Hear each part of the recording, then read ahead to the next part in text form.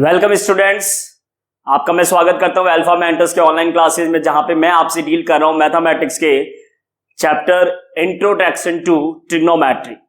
एक बहुत ही important topic के साथ क्लास को स्टार्ट करते हैं। आपके लिए काफी यूजफुल है और काफी डिफरेंट है, क्योंकि फर्स्ट टाइम आप इस चैप्टर को क्लास 10th में स्टडी कर रहे हैं। नॉर्मली जो भी कुछ होता है वो आपके प्रीवियस क्लास से रिलेटेड होता है। 9th क्लास में बहुत सारे ऐसे चैप्टर्स आप रीड करते हैं जिनको कंटिन्यू आप क्लास 10th में भी पढ़ते हैं, लेकिन ये जो चैप्टर है इंट्रोडक्शन टू ट्रिग्नोमेट्री, ये आप लोगों के लिए एक बिल्कुल डिफरेंट, सेपरेट और न्यू यूनिट है जिसको अपने को स्टडी करना। तो सबसे पहले जिस भी चैप्टर को स्टार्ट करते हैं, सबसे पहले उसके इंट्रोडक्शन को वैसे भी बताते हैं, और इस चैप्टर का तो नेम ही क्या है, इंट्रोडक्शन टू ट्रिग्नोमेट्री। तो मैं आपसे बात करता हूं कि ट्रिग्नोमेट्री का बेसिक फंडा क्या है। और देखिए, एक लेक्चर को थोड़ा सा आपके माइंड में जो भी एट ए टाइम क्वेश्चंस बनते हैं ना, थोड़ा सा उनको क्वेश्चंस को अल्प विराम दीजिए और थोड़ा सा इंतजार कीजिए कि एक्सप्लेनेशन में क्या बताया जाता है, और धीरे धीरे एक एक पॉइंट को रिलेवेंट करके फिर आप फाइनल कंक्लूजन पे आइए। और लास्ट में देखिए कि स्टार्टिंग में जो भी आपके माइंड में क्वेश्चन थे वो at the end of the lecture वो आपके माइंड से जरूर क्लियर हो जाएंगे। तो मैं सबसे पहले ट्रिग्नोमेट्री की कोई बात ही नहीं करूंगा। इंट्रोडक्शन टू ट्रिग्नोमेट्री में मेरे को क्या पढ़ाना है उसके लिए मैं पहले ट्रिग्नोमेट्री के बारे में बात नहीं करूंगा। पहले मैं सिर्फ आपसे कुछ जनरल कॉन्सेप्ट डिस्कस करूंगा, और आप देखिएगा कि उस जनरल कॉन्सेप्ट में आपको कितना कुछ आता है और कितना कुछ नहीं आता। तो मैं स्टार्ट करता हूं सबसे पहले राइट एंगल ट्राइंगल के साथ। तो राइट एंगल ट्राइंगल एक ऐसा पॉइंट है जिसके बारे में आई थिंक सबको कुछ ना कुछ बेसिक्स नॉलेज होता है, क्योंकि एटलीस्ट आप क्लास 10th में है तो आपको काफी कुछ मालूम होगा राइट एंगल ट्राइंगल के बारे में। आपको जो मालूम है, मेरे को जो मालूम है, मिलकर डिस्कशन करते हैं, देखिए किसको क्या मालूम है।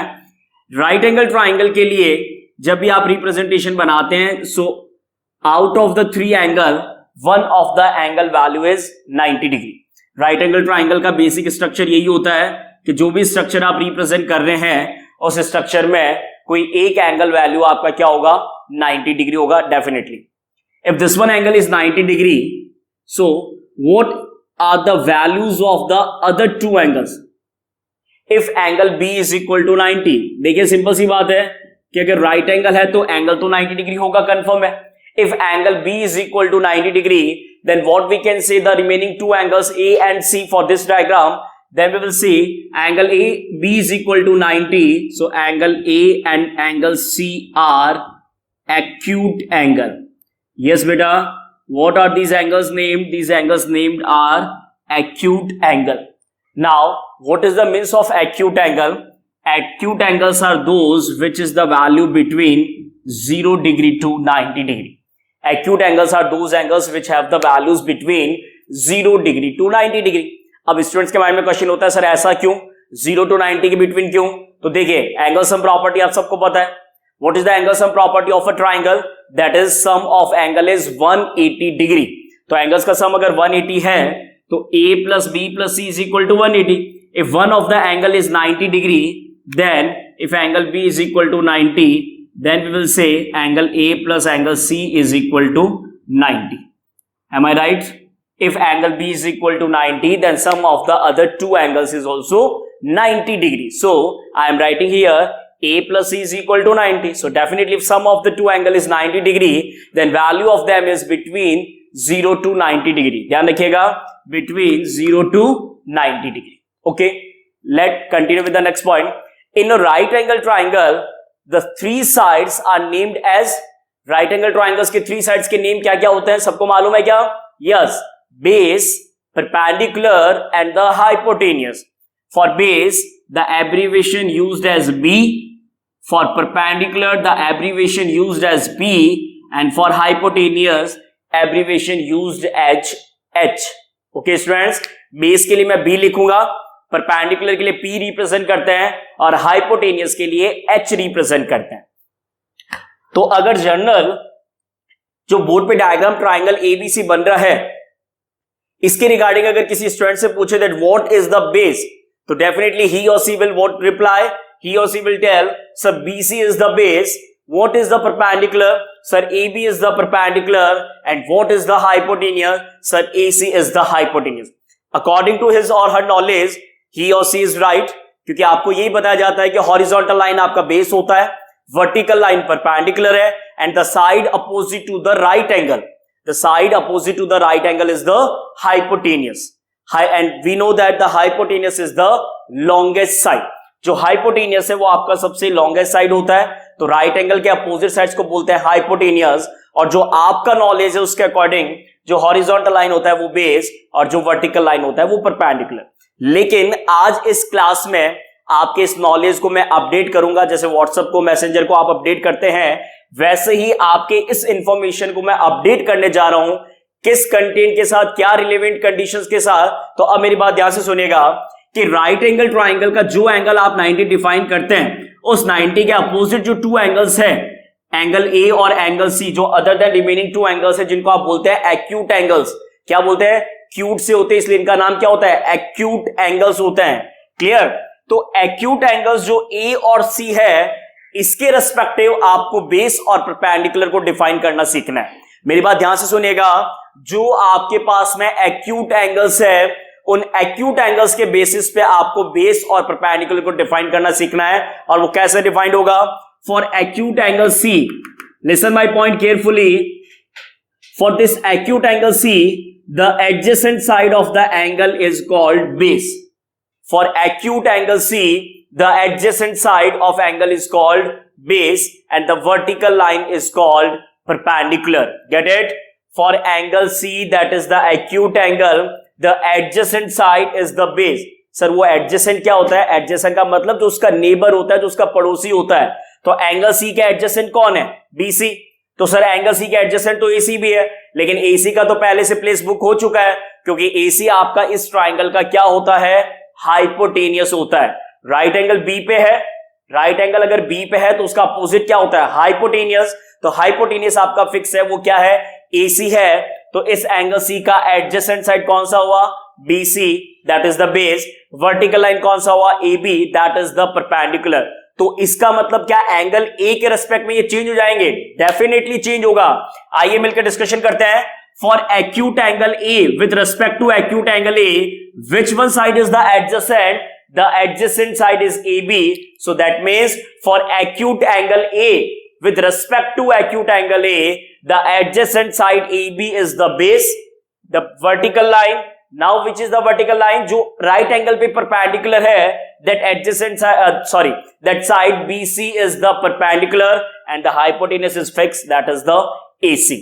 तो जैसे मैंने आपको कहा था कि मैं आपके इस फंडामेंटल को अपडेट करने वाला हूं, क्या कि हॉरिजॉन्टल लाइन हमेशा बेस और वर्टिकल लाइन हमेशा परपेंडिकुलर। ये कॉन्सेप्ट 9th क्लास तक वैलिड रहेगा, बाकी किसी और चैप्टर में वैलिड रहेगा, लेकिन ट्रिग्नोमेट्री के रेस्पेक्ट में जब तक आप इस इंफॉर्मेशन को अपडेट नहीं करेंगे, आगे की कोई कहानी आप समझ ही नहीं पाएंगे।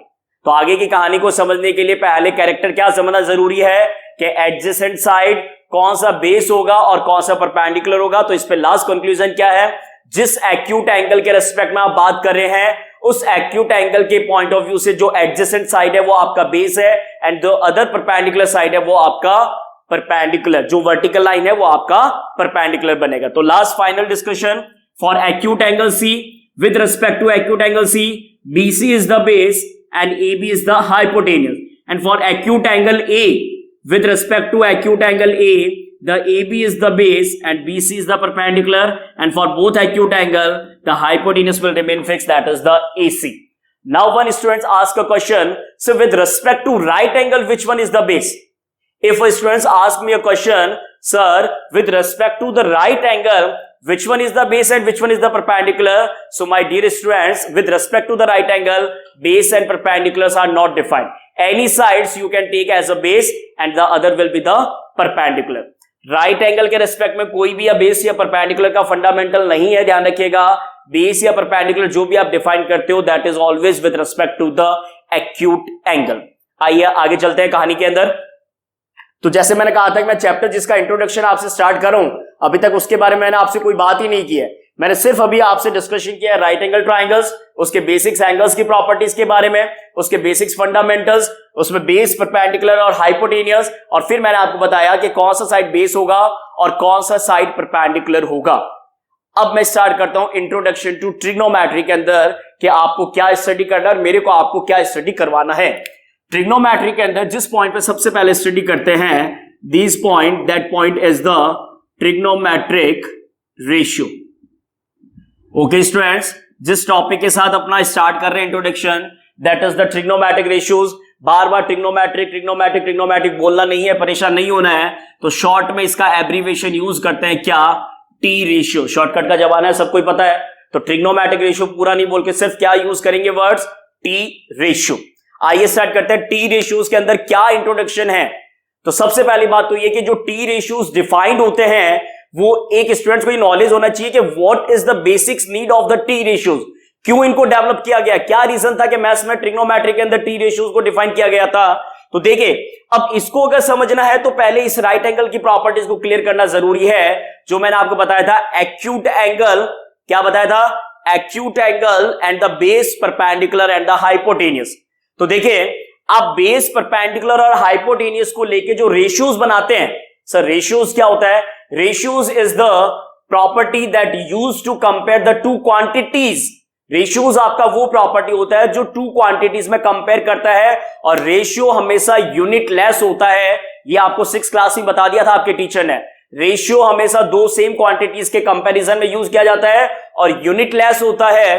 तो किसी भी राइट एंगल ट्राइंगल्स के अंदर जो तीन साइड से आपके पास में बेस, परपेंडिकुलर और हाइपोटेनियस, तो इन 3 साइड्स में से एट ए टाइम्स जब दो साइड्स का आप कंपेयर करते हो, दो साइड्स मतलब 2 साइड्स का, जब 2 साइड्स का आप कंपेयर करते हो तो वो कंपैरिजन करने पे जो कंडीशन बनता है that is a ratio.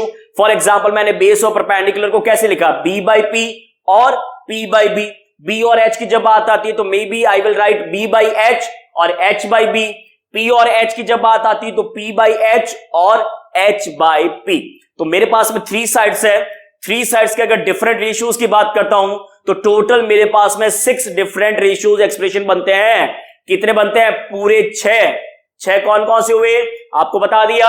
b और p में b by p और p by b, p और h में p by h और h by p, b by p में b by h और h by b। अब आपने देखा होगा ये बार बार इस तरीके से बोलना बहुत कंफ्यूजिंग करता है, आप भी इरिटेट हो रहे होंगे कि क्या परेशान कर रहे हैं, क्यों टाइम पास कर रहे हैं। तो आगे चलते हैं टाइम पास बिना किए हुए। तो देखिए, बेसिक्स आपको बता दिया कि रेशियोज को कैसे फॉर्मेशन में लाना है। अब बात ये आती है कि जब इन रेशियोज को डिफाइन करते हैं तो इन रेशियोज को एक्यूट एंगल्स के रेस्पेक्ट में जब डिफाइन करते हैं, इन रेशियोज को जब एक्यूट एंगल्स के रेस्पेक्ट में डिफाइन करते हैं तो उसी रेशियोज को क्या नाम दिया जाता है, टी रेशियोज। जी हां स्टूडेंट्स, जब आप दो साइड्स के रेशियोज को एक्यूट एंगल्स के रेस्पेक्ट में डिफाइन करते हैं, किसके रेस्पेक्ट में, एक्यूट एंगल्स के रेस्पेक्ट में जब डिफाइन करते हैं, so these sides ratios are called T ratios, trigonometric ratios. तो देखिए, टोटल आपके पास में 6 कंडीशंस है। तो 6 कंडीशंस के लिए अब acute angle at a time may be angle A और मे बी एंगल सी। तो सर फिर कंडीशन में ए और सी दो एंगल्स होने पे क्या चेंजेस होगा, बिल्कुल चेंज होगा, बेस और परपेंडिकुलर में चेंज होगा। आपको पहले बता दिया ए के लिए बेस ए बी होगा लेकिन सी के लिए बेस बी सी होगा। Is it clear. और हाइपोटेनस आपका फिक्स रहेगा। तो एक्यूट एंगल में आप किसी भी एंगल के रेस्पेक्ट में ट्रिग्नोमेट्रिक रेशियोज को कैलकुलेट कर सकते हो, आइदर विद रिस्पेक्ट टू ए और आइदर विद रिस्पेक्ट टू सी। तो एक्यूट एंगल्स टर्म्स बेसिक जो जो यूज करते हैं मैं उसको बोर्ड पे लिख रहा हूं। एक्यूट एंगल्स का जो बेसिक्स सिंबल रिप्रेजेंटेशन क्वेश्चंस में आपको देखने को मिलता है वो काफी डिफरेंट टाइप से, आपके भी बहुत सारे नाम होते हैं, स्कूल में कुछ और है, घर पे कुछ है, दोस्तों के बीच में कुछ और है। तो एक्यूट एंगल्स में एंगल्स का name angle A, angle C लिख सकते हैं। ए और सी नहीं लिख के उनके रिप्लेसमेंट में थीटा यूज होता है। एंगल के रिस्पेक्ट में अल्फा यूज होता है, बीटा यूज होता है, गामा यूज होता है और भी बहुत सारे डेल्टा यूज होता है। ऐसे n नंबर्स ऑफ एक्सप्रेशंस आप एंगल के रिप्लेसमेंट में लिख सकते हो। मैथ्स है, जहां मर्जी है वहां कुछ भी सिंबल यूज कर सकता है। तो किसी भी एक्सप्रेशंस में जब इन सारे सिंबल्स का यूज करते हैं, theta, alpha, beta, gamma, delta और भी बहुत सारे एक्सप्रेशंस होते हैं। So these basic expressions are related to the angle. अब बात यह होती है कि एंगल्स को बेसिक से रिप्रेजेंट करने का तरीका क्या होता है। क्या कहीं पे भी अल्फा आ गया तो वो एंगल हो गया? नहीं। बेसिक्स एंगल्स को रिप्रेजेंट कैसे करते हैं, कैसा उसका फॉर्मेशन होता है, मैं उसके बारे में आगे आपसे कंटिन्यू करता हूं। तो मोस्ट ऑफ क्वेश्चन के अंदर इन सारे सिंबल्स में से जो मोस्ट ऑफ क्वेश्चन में जो एक्सप्रेशन में सिंबल यूज होता है वो है आपका अपना थीटा। क्या है वो एक्सप्रेशन में यूज करने वाला सिंबल? थीटा, जो कि एक्यूट एंगल्स के रिप्रेजेंटेशन में काम आता है। क्लियर। तो trigonometric ratios is that part of the mathematics which gives the relations of the ratios of the sides of right triangle with the acute angle। आया क्या कुछ समझ में? ट्रिग्नोमेट्रिक रेशियोज आपके वो बेसिक्स रेशियोज है, मैथमेटिक्स का वो पार्ट है जो राइट एंगल ट्राइंगल्स के साइड्स के रेशियोज और राइट एंगल ट्राइंगल्स के एक्यूट एंगल्स में जो रिलेशन डिफाइन करता है, ऐसे रेशियोज को आप क्या इंट्रोड्यूस करते हैं? Trigonometric ratios. तो इन 6 रेशियोज को डिफाइन करने के लिए, इन 6 रेशियोज को डिफाइन करने के लिए 6 डिफरेंट टी रेशियोज को आप यूज करते हैं और उनका क्या नीमिंग होता है, वो कैसे बनते हैं, कौन किसके रिलेशन को डिफाइन करता है, इसकी कहानी के बारे में आगे बात करते हैं। तो सबसे पहले ट्रिग्नोमेट्रिक रेशियोज डिफाइंड होता है, दैट इज साइन ऑफ, और मैं एंगल को मान लेता हूं कि थीटा से रिप्रेजेंट कर रहा हूं। क्लियर है? Sign of theta. बेसिकली मान लेते हैं कि इस डायग्राम के अंदर जो थीटा है वो मैंने एंगल ए पे रिप्रेजेंट कर रखा है, ताकि आपको और थोड़ा सा समझने में इजी रहे। जो थीटा है वो इस राइट ट्राइंगल के अंदर मैंने एंगल ए को, एक्यूट एंगल को थीटा से रिप्रेजेंट कर रखा है। So I can write here sine of theta नहीं लिख के एक बार स्टैंडर्ड फॉर्म में क्या लिखते हैं? Sine of angle A. मैंने आपको जैसे कहा था कि ट्रिग्नोमेट्रिक रेशियोज एक्यूट एंगल्स के लिए डिफाइंड होता है और साइड्स के रेशियोज के बीच में रिलेशंस को डिफाइन करता है। तो सबसे पहला जो इंट्रोडक्शन टू ट्रिग्नोमेट्री में टी रेशियोज में पार्ट आने वाला है वो है साइन ऑफ एंगल ए। अच्छे से देखिएगा, SINE, sine of angle A. Angle A is the acute angle. तो देखिए इस तरीके से पूरा नहीं लिखते हैं, ये जो साइन ऑफ एंगल ए है इसका एब्रीविएशन क्या यूज करते हैं? SIN। कुछ गलती से इसको सिन भी बोल देते हैं। क्या बोल देते हैं? सिन। सिन गलत प्रोनाउंसिएशन है, सही प्रोनाउंसिएशन क्या है? साइन होता है। क्या होता है? साइन। और किस एंगल के लिए डिफाइन कर रहे हैं? ए के लिए। So you can write as sine A. Angle बोलने की जरूरत नहीं होती है, एंगल का साइन लिखने की जरूरत नहीं होता है। आप इसको स्टैंडर्ड फॉर्म में कैसे लिख सकते हैं? साइन ऑफ एंगल ए का रिप्रेजेंटेशन क्या बनता है? साइन ए। पहली बात ये आप यहां से क्लियर कर ले कि अगर मैंने साइन और ए, तो आप ये बिल्कुल मत सोचे कि साइन और ए का प्रोडक्ट होकर साइन ए बनता है। ऐसी कोई भी कंडीशन डिफाइन नहीं है। जो भी आप ट्रिग्नोमेट्रिक रेशियोज डिफाइन करते हैं वो हमेशा एक्यूट एंगल के लिए डिफाइंड होता है। तो साइन का ए के साथ कभी भी प्रोडक्ट रिप्रेजेंटेशन नहीं बनता है। ये मत समझिएगा कि साइन मल्टीप्लाई ए करने पे साइन आई आता है, ऐसा कोई एक्सप्रेशन वैलिड नहीं है। और अगर आप साइन और ए को सेपरेट करके रखते हैं तो भी इसका कोई मीनिंग नहीं है। आपने साइन को अलग रखा है, ए को अलग रखा है, तो साइन और ए को अलग रखने से इसका कोई भी मीनिंग कंसीडर नहीं किया जाएगा। ये इनकरेक्ट रिप्रेजेंटेशन है। तो करेक्ट रिप्रेजेंटेशन हमेशा क्या बनेगा? साइन, और उसी के एडजेसेंट उस एंगल को रिप्रेजेंट करना है जिसके लिए आप ये ट्रिग्नोमेट्रिक रेशियोज को डिफाइन कर रहे हैं। जी हां, तो साइन ऑफ एंगल ए के लिए एक्सप्रेशन क्या बनता है? साइन ए। अब बात आती है सर ये किसका रेशियोज है, तो वो मैं थोड़ा सा आपको बाद में बताऊंगा। बाद में क्यों, पहले आप सारे ट्रिग्नोमेट्रिक रेशियोज को जानिए, पहचानिए कि कौन कौन से ट्रिग्नोमेट्रिक रेशियोज होते हैं। इसके बाद मैं आपको बताऊंगा कि कौन सा trigonometric ratios base perpendicular hypotenuse में से किसके रेशियोज के लिए पर्टिकुलर डिफाइंड होता है। तो साइन ऑफ एंगल ए के बाद सेकंड नंबर पे मैं लिख रहा हूं कोसाइन ऑफ एंगल ए। कुछ सोच रहे होंगे सर ये सिर्फ ए के लिए होगा, पहले बोल चुका हूं ए के साथ सी को भी रिप्रेजेंट कर सकते हैं, लेकिन एट ए टाइम एक एक्यूट एंगल के लिए होगा। चाहे वो एंगल ए के लिए आप रिप्रेजेंट करें और आइदर आप एंगल सी के लिए रिप्रेजेंट करें, वो चॉइस आपका होगा कि आप किसके लिए ट्रिग्नोमेट्रिक रेशियोज को डिफाइन कर रहे हैं। तो सेकंड जो डिफाइन होता है that is the cosine of angle ए। तो फिर से वही बात है, कोसाइन ऑफ एंगल ए का एब्रीविएशन करके क्या यूज करते हैं? That is called cos A. Cosine of angle ए का एब्रीविएशन क्या यूज करते हैं? Cos A. Okay students, third number पे मैं डिफाइन कर रहा हूं टेंजेंट। जी हां, थर्ड नंबर पे डिफाइन कर रहे हैं टेंजेंट ऑफ एंगल ए। तो टेंजेंट ऑफ एंगल ए का रिप्रेजेंटेशन क्या होता है? tan A. क्या होता है? tan, और उसके साथ उस एंगल को रिप्रेजेंट कर दिया जो ए है। नेक्स्ट आता है कोटेंजेंट। क्या आता है? कोटेंजेंट। तो कोटेंजेंट ऑफ एंगल ए का एब्रीविएशन क्या यूज करते हैं? Cot A. ये सारे एब्रीविएशन इसलिए बनते हैं ताकि आपको हर एक्सप्रेशन में इतना लेंथ में ना लिखना पड़े, टाइम पास ना करना पड़े। जैसे मैंने आपको कहा था कि इतना नहीं लिख के सिर्फ क्या लिखते हैं? T ratios. क्लियर है पॉइंट? कोटेंजेंट के बाद में नेक्स्ट आता है सेकंड। क्या आता है? Second of angle A, that is abbreviation sec A. And last one is cosecant.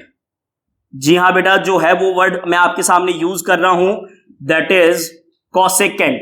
तो कोसेकेंट ऑफ एंगल ए को क्या रिप्रेजेंट करते हैं? कोसेक ए रिप्रेजेंट करते हैं। तो ये आपके टोटल 6 रेशियोज बनते हैं। ये फटाफट से रट लीजिए, याद कर लीजिए इसी सीक्वेंस के साथ, क्योंकि इस सीक्वेंस के साथ ही बहुत कुछ आपको आगे चैप्टर में कंटिन्यू करना है। तो वापस से मैं एक साथ एक बार आपको याद करवाता हूं। साइन ऑफ एंगल ए, ये आपको सिंपल किसी objective question point of view से याद करना पड़ सकता है कि साइन जो है वो किसका एब्रीविएशन है, वो साइन SINE का है। कॉस एब्रीविएशन किसका है, कोसाइन का है। टेन टेंजेंट का, कॉट कॉटेंजेंट का, सेक सेकेंड का, और कॉसेक कॉसेकेंट का। क्लियर है। और एक्यूट एंगल मैंने यहां पे कौन सा डिफाइन किया है, 8 डिफाइन किया है। So these are the respective ratios, these are called trigonometric ratios. लेकिन देखिए सिर्फ sine A, cos A, tan A, cot A, sec A, cosec A, अब ये तो मैंने लिखा है, लेकिन जब तक मैं इनके इक्वल टू में साइड्स के रेशियोज को डिफाइन नहीं करूंगा ना, तब तक ये ट्रिग्नोमेट्रिक रेशियोज कंप्लीट नहीं है। जब साइन ए मैंने लिखा है तो ये तो आपको समझना पड़ेगा कि साइन ए किन दो साइड्स के रेशियोज को डिफाइन कर रहा है। अगर मैंने कॉसेक ए लिखा है तो आपको ये समझना और जानना जरूरी है कि कॉसेक ए किन दो रेशियोज को डिफाइन कर रहा है। तो देखिए अब है तो 6 टाइप्स और 6 ही ट्रिग्नोमेट्रिक रेशियोज है, तो एक एक के हिस्से में एक एक आएगा। कोई B/H लेके बैठेगा, कोई P/H लेके बैठेगा, कोई B/P लेके बैठेगा। तो बात ये आती है कि अगर मैं सबको इंडिविजुअल लिख दूंगा, मेरे को तो याद है तो मैं सबको इंडिविजुअल लिख के भी काम कर सकता हूं, लेकिन क्योंकि मैं चाहता हूं कि मेरे स्टूडेंट्स किसी तरीके की प्रॉब्लम फेस ना करें, उनको किसी तरीके की डिफिकल्टी नहीं आए, तो सबसे पहला आप एक काम करना कि सबसे पहले इन सीक्वेंस को याद रखना है। क्या सीक्वेंस याद रखनी है, तीन पार्ट में डिवाइड करके फटाफट से बोलिए। Sine cos tan, cot sec cosec. क्या बोल रहे हैं, साइन कॉस टेन, हाँ बोलिए क्या बोल रहे हैं, sine cos tan, cot sec cosec.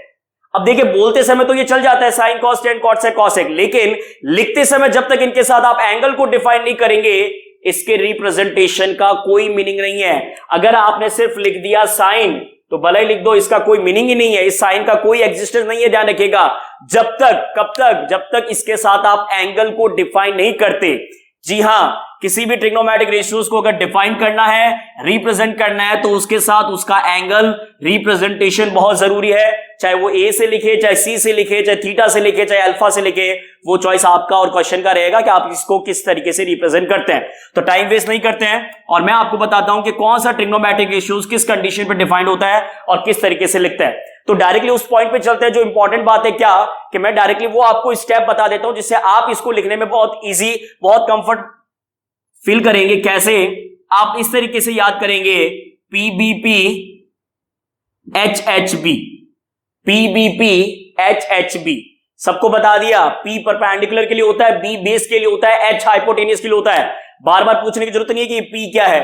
P perpendicular के लिए, B बेस और H हाइपोटेनियस के लिए। स्पेलिंग मेरे को नहीं आता, इसे नहीं लिख रहा बोर्ड पे, सिर्फ बोल के बता रहा हूं। B base, P perpendicular, H hypotenuse. Okay, तो किस सीक्वेंस में याद रखना है, PBP HHB। सर ऐसा क्यों याद रखना है, क्योंकि जिस सीक्वेंस के साथ याद करना है वो यही 6 पार्ट है आपके, और इनको इस तरीके से आप डिवाइड कर दो। डिवाइड करेंगे तो फर्स्ट क्या है, P/H, सेकंड क्या है, B/H, थर्ड क्या है, P/B। फर्स्ट कंडीशन में P/H, second condition B/H, third condition P/B। तो सर फोर्थ कहां पे आएगा, तो फोर्थ नीचे से स्टार्ट कर दो। B/P fourth, H/B fifth and H/P sixth. इसीलिए आपसे बार बार कह रहा हूं कि इन रेशियोज को याद करने के लिए पहले ये सीक्वेंस अच्छे से याद कर लो कि sine cos tan, cot sec cosec. क्या याद करना है, sine cos tan, cot sec cosec. बोलते समय आप ये रेशियोज लिखे, कोई दिक्कत नहीं है, लेकिन लिखते समय जब तक एंगल को डिफाइन नहीं करेंगे इनका कोई मीनिंग नहीं है, मैंने आपको बता दिया। तो सर थोड़ा सा और बता दो कि ये याद रखने का तरीका क्या होगा, PBP अपॉन HHB। देखिए टाइम पास करने के लिए तो मैं कर सकता हूं, पढ़ ले बेटा पढ़ ले हार्ड बुक। सर समझ में नहीं आया, वापस बोल देता हूं, पढ़ ले बेटा पढ़ ले हार्ड बुक्स। सर ये पसंद नहीं आया, तो ये पसंद नहीं आया तो ये सुन, पाकिस्तान भूखा प्यासा, हिंदुस्तान हरा भरा। हाँ सर ये ठीक है, क्या ठीक है, पाकिस्तान भूखा प्यासा, हिंदुस्तान हरा भरा। आगे किसी को मत बोलना, ध्यान रखना। तो PBP अपॉन HHB ये सीक्वेंस अपने को याद हो गया। अब इन 1 to 1 एक्सप्रेशन के आगे लिख दीजिए। तो बोलिए मेरे साथ में, साइन ए क्या बना, सर अब तो हम भी बता देंगे, sine A is the ratio P upon H। Cos A क्या बना, cos A is the ratio B upon H। tan A क्या बन गया, tan A is the ratio of P/B। तो कॉट इसका रेसिप्रोकल होगा, इसका अपोजिट हो जाएगा, तो P/B से फोर्थ नंबर पे क्या बन गया, बी बाई पी। फिर sec a के लिए क्या बन गया, sec a के लिए बन गया h बाई बी, और cosec a के लिए क्या बन गया, h बाई पी। देखिए ट्रिग्नोमेट्री मेरा सबसे फेवरेट चैप्टर, मैं आपको ये क्लियर कर देता हूं, और अगर जो चैप्टर टीचर का सबसे फेवरेट होता है तो ये गारंटेड है जो बच्चे उससे पढ़ते हैं उस टीचर से उसका भी वो फेवरेट टॉपिक बन जाता है। लेकिन इसमें कॉम्प्लिकेशंस इतने ज्यादा है, जिस तरीके से आपके जिंदगी में बहुत सारे रिलेशन से आप जुड़े हुए हैं, आपके फैमिली के, आपके ननियाल के, आपके इसके उसके, वैसे करके जिस तरीके से बहुत सारे रिलेशन से आप जुड़े हुए हैं, वैसे भी ट्रिग्नोमेट्री पूरी की पूरी एक फैमिली है जो बहुत सारे रिलेशंस के थ्रू बनती है। लेकिन एक इंपॉर्टेंट बात यह है कि जो जितने भी रिलेशंस आप यहां पे पढ़ेंगे उन सब में ये ही 6 टर्म्स डिफाइंड होगा, एंड आई प्रॉमिस कि इन 6 के अलावा कोई भी 7th एक्सप्रेशन डिफाइंड ही नहीं होता है। हर क्वेश्चन के अंदर, हर रिलेशन में, हर टॉपिक में क्या काम आएगा, sine cos tan cot sec cosec. क्या काम आएगा, sine cos tan cot sec cosec. तो उसके साथ साथ में आपको यह याद करना जरूरी है कि साइन रेशियो किसका होता है, कॉस रेशियो किसका होता है, टेन रेशियो किसका होता है। तो उसको याद रखने के लिए मैंने आपको बता दिया, पीबीपी अपॉन HHB, पाकिस्तान भूखा प्यासा, हिंदुस्तान हरा भरा, P by H first that is sin, B by H second that is cos, P by A third that is tan, फिर इसका reciprocal 4th 5th 6th cot sec cosec। बोलिए समझ में आया क्या, कुछ समझ में आया होगा आई थिंक। तो देखिए ये होता है ट्रिग्नोमेट्रिक रेशियोज का इंट्रोडक्शन, जिसका चैप्टर नेम था इंट्रोडक्शन टू ट्रिग्नोमेट्री। बात यहीं पे खत्म नहीं होती है। अब जब इतना आपने सीख लिया तो कुछ रिलेशंस और है, कुछ बेसिक्स और है जो आपको सीखना जरूरी है।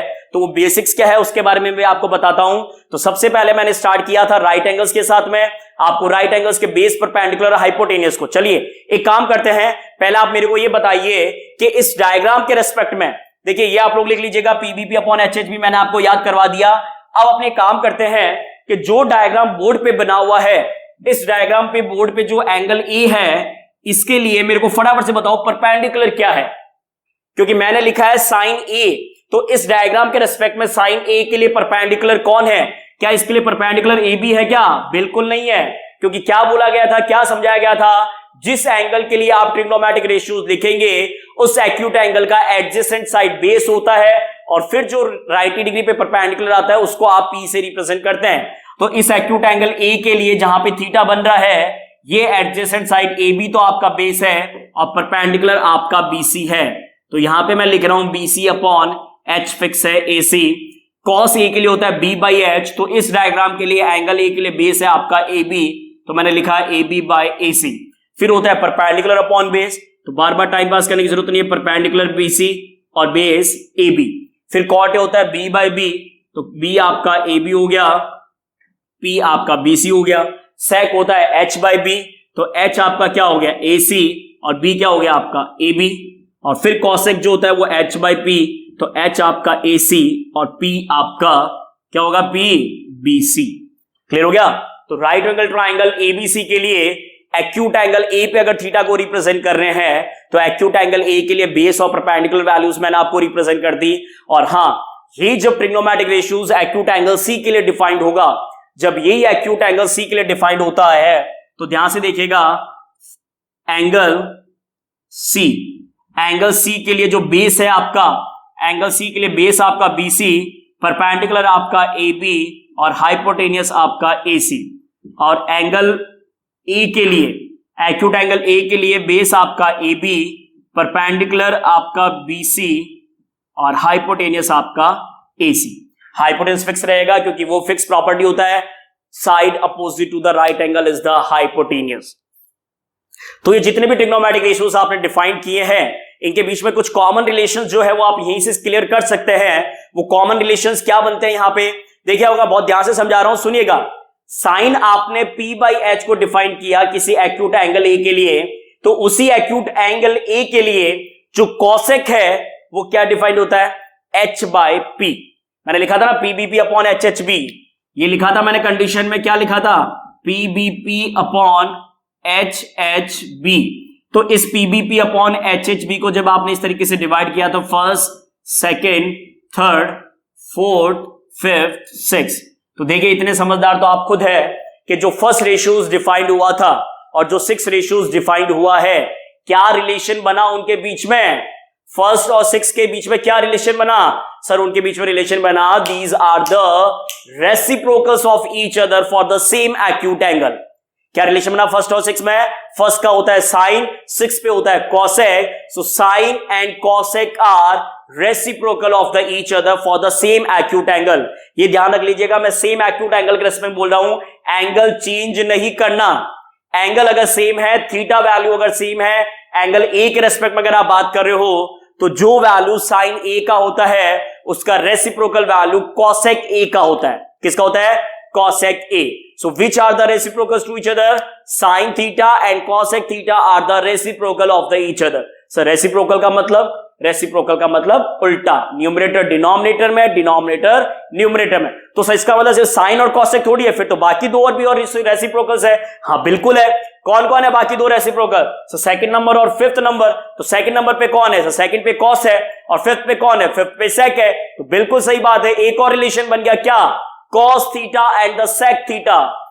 Cos theta and the sec theta are reciprocal to each other. एक और बन रहा है सर, वो मैं बताऊंगा। हाँ बता क्या sir? tan theta and cot theta are also the reciprocal to each other. तो देखिए, जो बेसिक 6 रेशियोज आपने डिफाइन किए, इन्हीं 6 रेशियोज के साथ आपने ये भी डिफाइन कर लिया। लिख लीजिएगा, मैं इसको इरेज नहीं कर रहा हूं, लिखवा रहा हूं, बोल के फटाफट से लिख लो। sin theta and cosec theta are reciprocal. cos theta and sec theta are the reciprocal and tan theta and cot theta are the reciprocal. तो सर इन रेसिप्रोकल्स को लिखना कैसे है? ऐसे लिख सकते हैं रेसिप्रोकल को, देख यहां पे sin theta is equal to 1 upon cosec theta, cos theta is equal to 1 upon sec theta, tan theta is equal to 1 upon cot theta. Sir कहां काम आएंगे ये? इंतजार कर थोड़ा, सब कुछ एक ही बार बता दूंगा क्या? मूवी देखने जाते हैं 10 मिनट में सारा समझ में आ जाएगा क्या खेल के सब कुछ क्या होता है? हर क्वेश्चन का आंसर तुम्हारे को तुरंत चाहिए, है ना?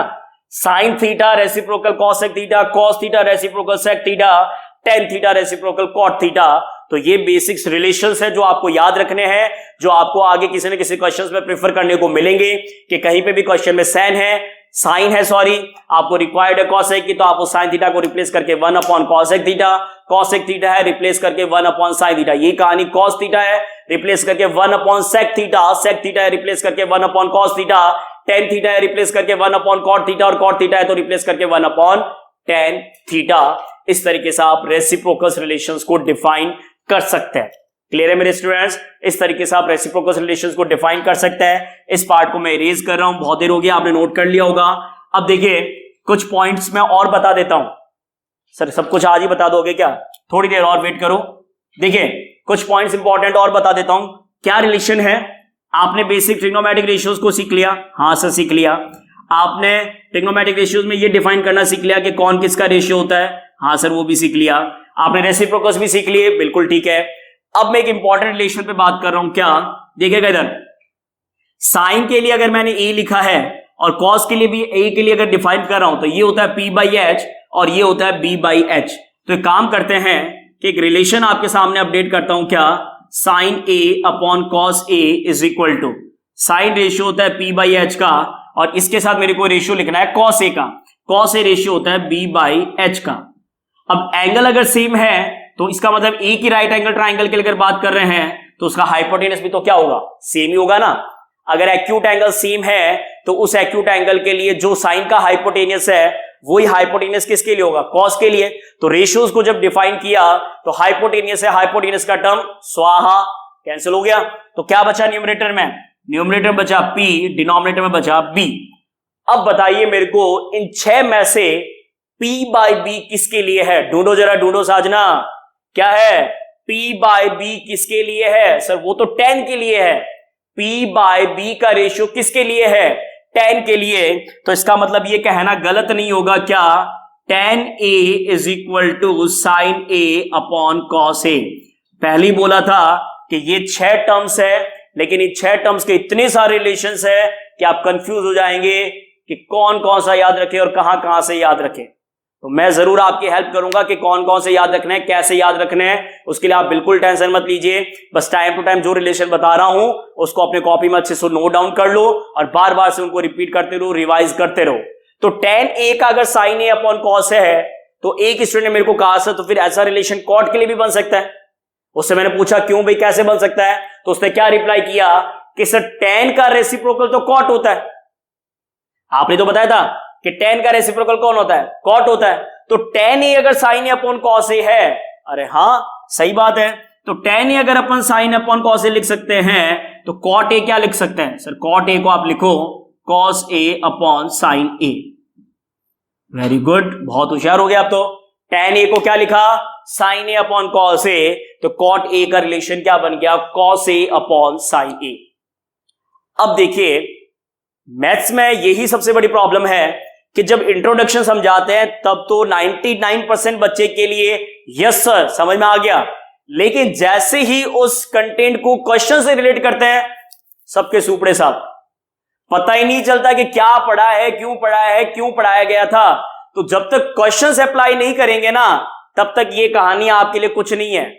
ये सुनने में बहुत अच्छा लगता है कि अच्छा ये इसका रेशियो, ये इसका रेशियो, ये इसका रेशियो, हाँ बहुत हाईफाई चल रहा है, कुछ हो रहा होगा, लेकिन जब इन पे क्वेश्चंस पे बात करते हैं, जब इनके रिलेटेड क्वेश्चंस को अप्लाई करना स्टार्ट करते हैं, देखिए बेसिक्स तो ये सारा काम आता ही है, लेकिन मैथ्स में नो डाउट ये बात आपकी मैं अच्छे से समझ सकता हूं कि सर फॉर्मूला या जो कुछ भी आप डेरिवेशन करवाते हो तो वो बहुत डिफरेंट होता है, उस पर जैसे क्वेश्चन पे परफॉर्म करना स्टार्ट करते हैं क्वेश्चन का लेवल ही एकदम अलग हो जाता है। तो बेटा यही तो मैथ्स है, सब कुछ अगर फॉर्मूला पे कैलकुलेशन होता तो फिर आपको हमारी जरूरत क्या होती? नोट्स देके पढ़ लेते सारा का सारा, सब कुछ लिखा हुआ है किताबों में तो, लेकिन वो किताबों में सारा लिखा हुआ इसीलिए आपसे नहीं हो पाता क्योंकि इसमें बहुत कुछ अलग फंडामेंटल्स होते हैं, बहुत कुछ अलग प्रॉपर्टीज का भी अलग अलग तरीके से यूज करना सिखाया जाता है।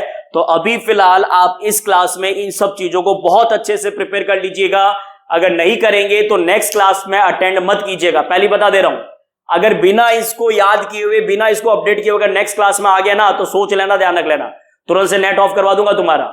इसलिए अच्छे से इसको अच्छे से स्टडीज करना है, अच्छे से मतलब 100%। आपको ऐसे नींद में भी उठा के पूछे ना कि बता ट्रिग्नोमेट्रिक रेशियो, तो ऐसे बोलना है sine cos tan cot sec cosec. फिर आपको ये बताना है पीबीपी अपॉन एचएचबी, पाकिस्तान भूखा प्यासा हिंदुस्तान हरा भरा। इस तरीके से अच्छे से याद रख लेना है ताकि कोई भी क्वेश्चन किसी भी तरीके से अगर बने तो एटलीस्ट आपको इतना आना चाहिए, जब नेक्स्ट क्लास में मैं पूछूं कि बता साइन किसका रेशियो होता है तो सोचना नहीं है तुरंत कॉपी में, सोचना नहीं है तुरंत कॉपी में लिखा क्या पीबीपी अपॉन एचएचबी, सीक्वेंस याद है, रिलेट किया साइन से पी बाई एच। सर मैंने पूछा सेक, सर सेक तो मेरे को याद ही नहीं है। क्यों नहीं याद है? Sine cos tan cot sec 5th number पे आता है, तो 5th नंबर पे पीबीपी अपॉन एचएचबी का 5th नंबर रेसिप्रोकल करके क्या बनाएगा? सर वो तो एच बाई बी बनेगा, तो फिर क्या दिक्कत है? इसलिए रटना नहीं है, समझ के याद रखना है, तब तो अच्छे से इसको लॉन्ग टर्म तक के लिए याद रख लोगे, नहीं तो शॉर्ट टाइम रिलेशनशिप बन के रह जाएगा। और वो नहीं करना है, बहुत लॉन्ग टर्म तक के लिए याद रखना है, ध्यान रख लेना। कोई भी रिलेशन बनाओ तो बहुत लॉन्ग टर्म तक के लिए होना चाहिए, ध्यान रखना, ताकि अच्छे से उस रिलेशन को निभा सको। तो यहां पे ये पूरा ट्रिग्नोमेट्रिक एक रिलेशन की तरह है, एक फैमिली की तरह है, अच्छे से इस पे काम करेंगे। तो नेक्स्ट क्लास में मैं आपसे बात करूंगा कि ये जो बेसिक्स है ट्रिग्नोमेट्रिक रेशियोज, ये जो बेसिक्स रेसिप्रोकल्स है, ये जो रिलेशन है tan equal to sine upon cos और cot equal to cos upon sine, acute angles, base perpendicular, hypotenuse, इन सब टर्म्स के साथ क्वेश्चंस पे कैसे काम करना है, इसके लिए आपको नेक्स्ट लेक्चर के लिए देखना होगा। अच्छे से वीडियोस को देखिए, आई थिंक समझ में आया होगा, तो लाइक सब्सक्राइब जरूर कीजिएगा, अपने फ्रेंड्स से जरूर शेयर कीजिए कि ट्रिग्नोमेट्रिक चैप्टर सर ने स्टार्ट किया है, बहुत ही दासू तरीके से पढ़ा रहे हैं, ये ध्यान रखना। तो अगर आपकी ये एनर्जी है तो नेक्स्ट इसी एनर्जी के साथ मैं आपसे नेक्स्ट क्लास में मिलता हूं कुछ इंपॉर्टेंट क्वेश्चंस के साथ। अपना ख्याल रखिए, take care, thank you students.